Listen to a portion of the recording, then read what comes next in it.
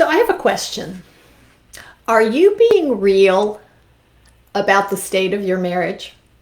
I'm Leslie Dories, your marriage coach, creator of the Hero Husband Project, and owner of Foundations Coaching. And, a lot of times we don't want to talk about what's going on in our marriage. We might bitch and moan to our friends, but when push comes to shove, do we really get real about what's going on? And, when you've got two people involved in anything, one of you, you're going to feel differently about it.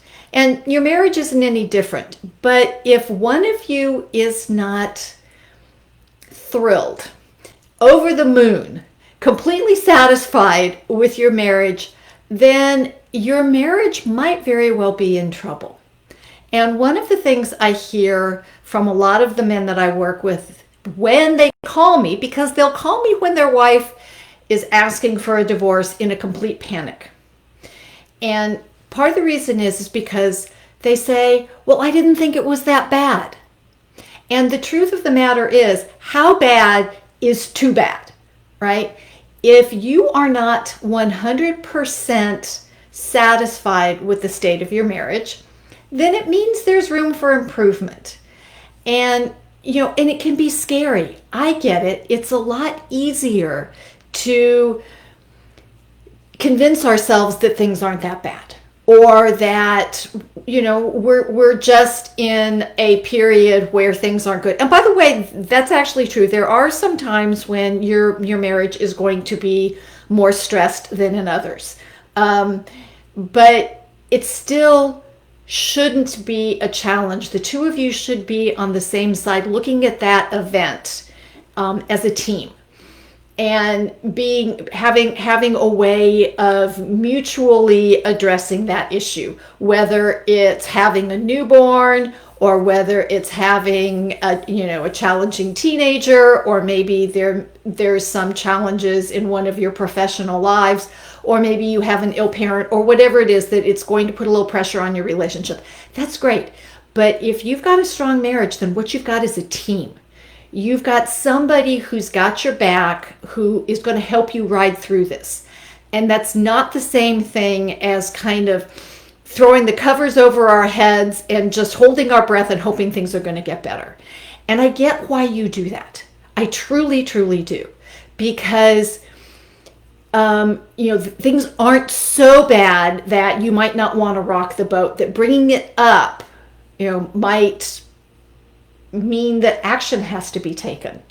And the other thing is that action can be confusing or elusive, because when we're stuck in our own heads, that's the only source of information that we have.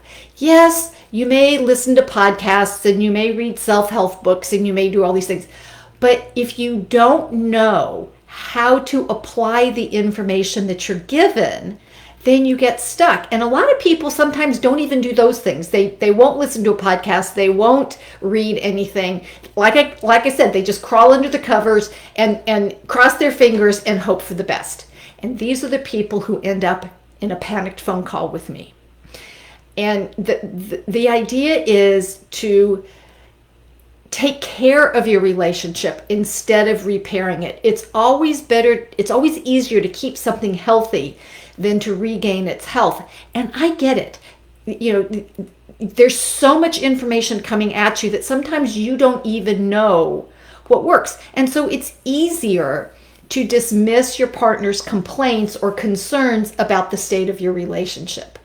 But like I said earlier, unless you're 100% satisfied with what's going on in your relationship, there is room for improvement. And the earlier you address it, the easier and faster it is to fix.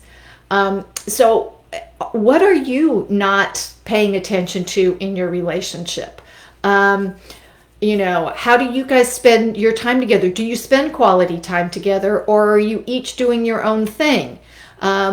Is there enough affection? Is there enough intimacy? Is there enough time, whatever it might be? Is there enough? Is there enough working together to keep the household running? All of these things can add up into what I call death by 1,000 cuts. until one of you has bled out and is done.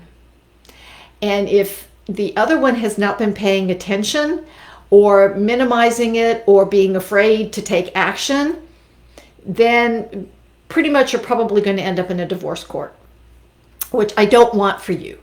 So if you really want to get real about your relationship, I invite you to go to my website, the Hero Husband Project, or foundationscoachingnc.com, and take the relationship quiz and find out where you truly are in the relationship, where your relationship is strong and where there may be some areas where it is vulnerable.